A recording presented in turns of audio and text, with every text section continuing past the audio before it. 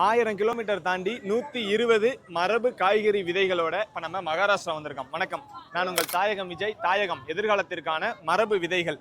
நம்ம ராஜஸ்தான் போலாங்கிற திட்டத்துல கிளம்பி வந்தோம். ஆனா அப்படியே இங்க மகாராஷ்டிராவில் ஒரு விதை உற்பத்தியாளரை பார்க்க வந்தோம்.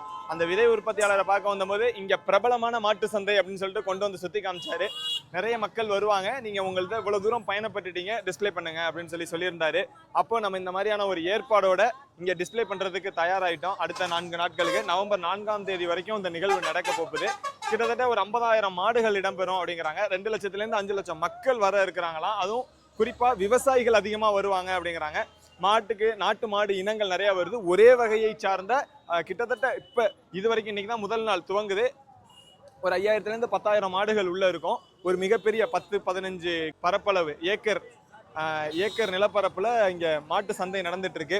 நம்ம ஒரு 120 வகையான நாட்டு காய்கறி விதைகளோட இங்க அரங்கு அமைச்சிருக்கிறோம். தக்காளி, கத்திரி, மிளகாய், பாவக்காய், வெண்டைக்காய், முருங்கைக்காய், பப்பாளின்னு சொல்லிட்டு எல்லாமே நாட்டு பாரம்பரிய காய்கறி விதைகள். இந்த நிகழ்ச்சியில விதைகள் எப்படி போகுது அப்படிங்கிறத தொடர்ச்சியா பார்ப்போம். நன்றி, வணக்கம்.